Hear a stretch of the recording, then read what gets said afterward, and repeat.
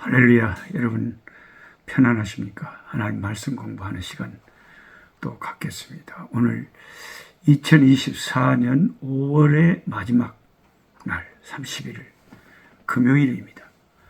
시편 42편에서 45편까지 말씀을 읽는 날로 하겠습니다.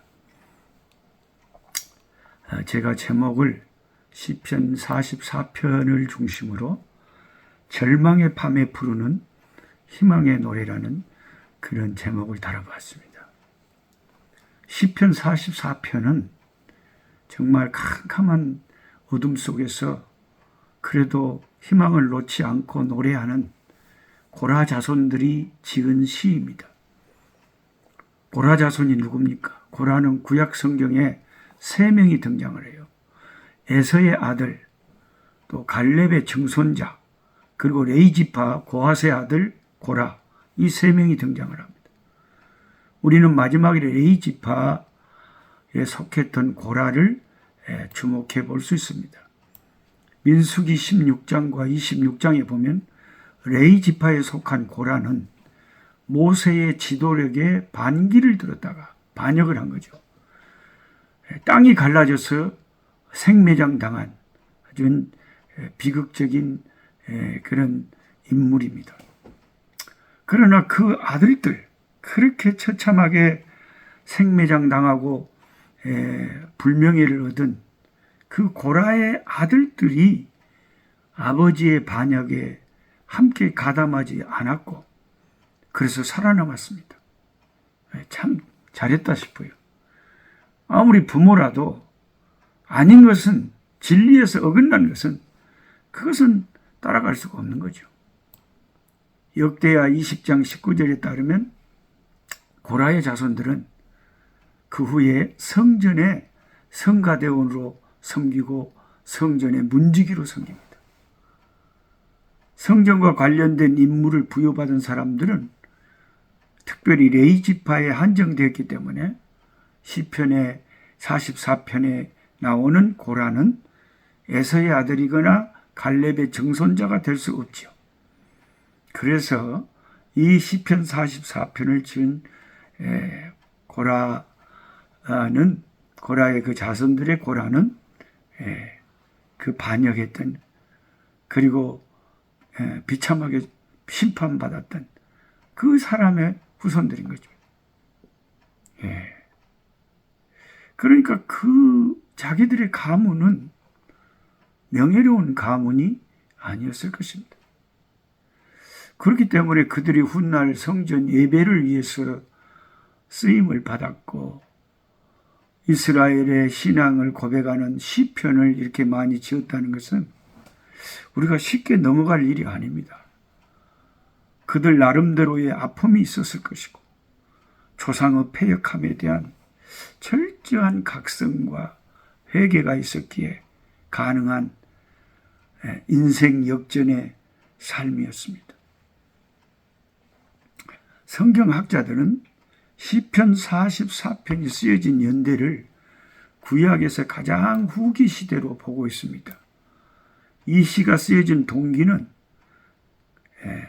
그야말로 쓰라린 패배와 절망감인데, 이러한 패배와 절망감을 뼈저리게 느꼈던 시대는 바벨론 포로 시대인 기원전 6세기 이후입니다. 학자들은 이 시의 연대를 그보다 훨씬 더 후대로 잡고 있는데요.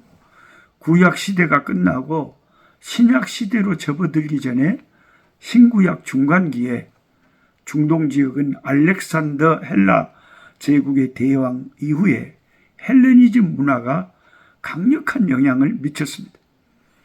당시에 팔레스타인을 지배하던 안티오쿠스 4세 이 헬레니즘 정책에 대해서 제사장 가문인 하스몬 일가가 반기를 들었고 마카비라는 사람이 나타나서 성전을 회복하고 하나님께 예배를 드립니다. 이것이 오늘날까지 하누카라는 수전절 절기로 유대인들은 지키고 있습니다. 시편 44편의 17절부터 22절까지의 분위기는 기원전 164년경의 마카비 전쟁 당시의 상황을 알려준다고 할 수 있습니다. 그 당시에 이스라엘 대적자들과 원수들은 고도로 발전된 문화인 헬레니즘 문화를 이스라엘 사람들에게 뿌리내리려고 했습니다. 당시에 헬레니즘의 문화는 이스라엘의 신앙 체계에 비해서 더 수준이 높은 것처럼 보였고, 그들이 전하는 종교적인 이해는 이스라엘의 종교 이해를 유치한 수준으로 보게 만들었습니다. 물론 강제적으로 헬레니즘의 종교와 철학을 받아들이게 했지만 많은 이스라엘 사람들은 자신들의 종교에 대해서 해이를 느끼면서 혼란을 겪었던 것입니다. 시편 44편 20절에 우리가 우리 하나님의 이름을 잊어버렸거나 우리 손을 이방신에게 향하여 폈다면, 이런 구절은 당시 물밀듯이 밀려오는 헬레니즘의 수준 높아 보이는 문화와 사상 때문에 이스라엘의 전통적인 신앙을 상실할지도 모르는 위기 상황을 표현하고 있다고 보입니다. 또한 22절에 우리가 종일 주를 위하여 죽임을 당케 되며 도살할 양같이 여김을 받았나이다 라는 표현은 당시에 안티오쿠스 4세가 실제로 강제적인 폭력을 사용하면서 이스라엘의 신앙을 부지하게 잔혹스럽게 학대하고 그들을 핍박했던 기가 막힌 아픔의 역사를 생각나게 합니다. 시인을 포함한 이스라엘의 신앙인들은 지금 현재 패배감과 절망 속에 있습니다. 물론 과거에 여호와 하나님께서 수많은 기적을 일으키며 애굽에서 건지시고 광야 40년을 지키시고 요수아를 통해서 가나안 땅을 주셨다는 것을 알고 있습니다. 하나님과 함께할 때 그야말로 승승장구했던 이스라엘이었습니다. 다윗과 솔로몬 시대는 그야말로 주변 민족들이 우러러보았으며 하나님이 그들에게 있어서는 자랑거리였습니다. 바로 이러한 과거의 해상이 1절부터 8절까지의 내용입니다. 1절부터 8절까지는 하나님께서 다 알아서 해주시기 때문에 우리는 전쟁에서 승리할 것이라는 확신을 노래하고 있습니다. 참 이거 제가 늘 권하지만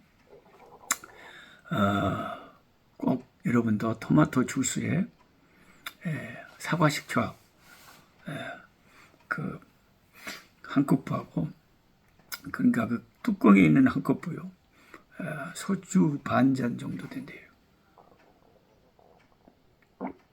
그리고 홍초, 그건 진짜 먹기 맛있거든요. 그것도 한 컵부 타가지고 꼭 이렇게 식사하시고 드시면 너무 이게 맛도 있고 속병, 위병 이런 거 다 치료되고 너무 좋다고 합니다. 샘표관장 회장님이 103세를 살면서 사람들이 비결을 물어보니까 녹용 산삼을 먹어서가 아니고 이것을 하루에 3번씩 꾸준히 몇십 년 동안 계속 마셨대요. 그 잔병 치료 안 하고 너무 좋대요. 그래서 우리 성경 공부 함께 하시는 분들 꼭 좀 같이 하셨으면 좋겠습니다. 제가 좋은 것은 꼭 권하잖아요. 그래서 1절부터 8절까지는 그 하나님과 함께 승승장구했던 자기 민족의 그 찬란한 시절을 말하다가 9절에서 갑자기 분위기가 바뀌어져 버려요. 그러나로 시작하는 9절부터 16절까지 더 이상 승리가 아니라 패배를 맛보게 되었고, 그 과정에서 하나님은 더 이상 우리와 함께하지 않으신다는 좌절과 절망감을 느끼게 됩니다.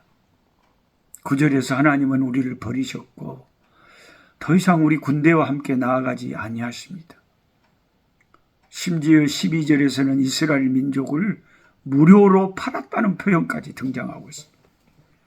15절에서 시인은 종일토록 능욕을 당하고 수시로 얼굴을 들지 못하게 되었다고 한탄하고 있습니다. 17절부터 22절까지 더욱 상황이 악화되고 있습니다.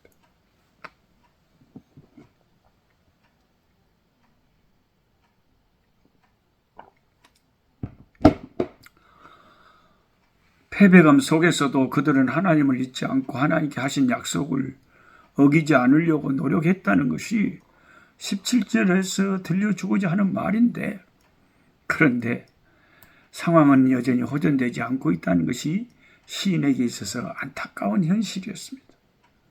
19절에서 하나님은 여전히 우리를 구하지 않고 내버려 두고 있습니다. 22절에서 종일토록 하나님을 위하여 죽임을 당하고 토살할 양같이 여김을 받았다. 이 시편을 신약에 핍박받은 시기에 이 시편 말씀을 되뇌이는 그 신약의 말씀이 있습니다. 정말 초대교회가 심판받아 정말 힘들 때 하루 종일 죽임을 당하고 도살할 양같이 여김을 받았다는 그 시편의 말씀을 기억합니다. 이 시편에는 종일이라는 단어가 시편 44편에 3번 등장합니다. 자세히 보시면 한번 봐보세요. 8절에 등장하죠. 15절에 등장하죠. 22절에 등장. 8절에 우리는 종일 하나님을 자랑합니다. 15절에 나는 종일 능욕을 당합니다. 22절에 우리는 종일 주를 위하여 죽임을 당하는 기가 막힌 현실입니다. 우리의 과거, 현재, 그리고 지금 당하는 그 아픔, 이것이 승리에서 패배로, 패배에서 절망으로 기가 막히게 이동하고 있습니다. 1절부터 8절까지 하나님에 대한 신뢰는 9절부터 22절까지 절망적인 상황으로 인해서 충분히 위협을 받고 흔들릴 수 있는 상황이 되어버립니다. 그러나 이러한 절망의 상황 속에서 여전히 시인에게 있어서 마지막 희망은 하나님이었습니다. 위대한 이방인의 사도였던 바울은 초대교회 교인들이 직면한 위기와 고난의 상황을 시편 44편 22절에서 찾았습니다. 로마서 8장 35절에 보시면 누가 우리를 그리스도의 사랑에서 끊으리요?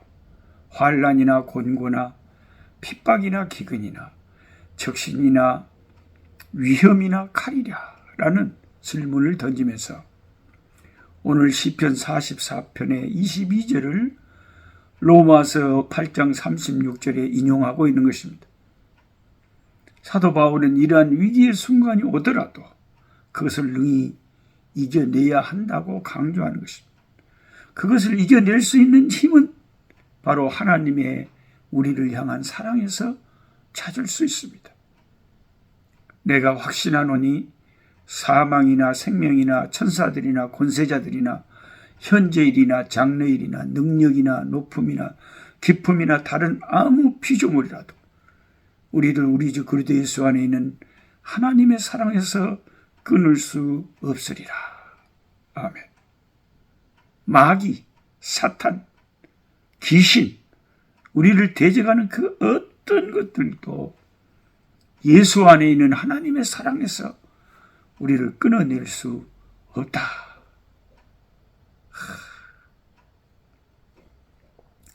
Nothing can separate us from the love of God in Jesus Christ. 그리스도 안에 있는 하나님의 사랑에서 그 어떤 것도 우리를 분리시킬 수가 없다. 그런 말씀. 바울은 시편 44편 22절을 인용하였지만 당연히 44편 23절부터 26절까지의 기도를 알고 있었습니다. 이 기도는 과거 이스라엘의 승리의 순간, 패배의 순간, 절망의 순간에서 신앙을 온전히 지킬 수 있는 힘이 되었습니다. 이 기도를 드릴 수 있는 것은 하나님께서 나를, 우리 민족을 여전히 사랑하고 계신다는 십자가의 사랑이 없이는 우리가 감히 드리지 못하는 기도입니다. 저와 여러분의 삶 속에서 다양하게 경험할 수 있는 패배, 좌절, 절망, 그것이 우리를 힘들게 할 때가 많습니다. 그러나 그런 순간이 올 때 하나님의 사랑하심을 믿고 하나님의 도우심을 구하기 위해 기도하는 것이 우리 신앙인이 마땅히 해야 될 본분입니다. 하나님은 우리 편이기 때문에 우리의 기도를 들어주신다는 이 단순한 진리를 받아들이면서 항상 하나님께 간구하는 우리가 되어야 합니다. 캄캄한 밤에도 하나님은 우리와 함께 계십니다. 그러므로 우리는 흑암 속에서도 하나님을 찬양하면서 이 어둠의 때를 견뎌내야 하겠습니다. 아버지 하나님, 절망의 밤에 소망의 찬송을 부르는 것은 사탄도 마귀도 인간도 그 어떤 짐승도 그 어떤 환경도 우리를 그리스도 예수 안에 있는 하나님의 사랑에서 끊을 수가 없기 때문에 하나님의 사랑이 단단히 우리를 붙잡고 계시기 때문에 우리가 쇠하는 것 같고 약해지는 것 같고 죽는 것 같지만 쇠하지 않냐고 가난한 자 같지만 부하고 슬퍼하는 것 같지만 항상 기뻐하며 절망하는 자 같지만 소망의 찬송을 부를 수 있음을 믿습니다.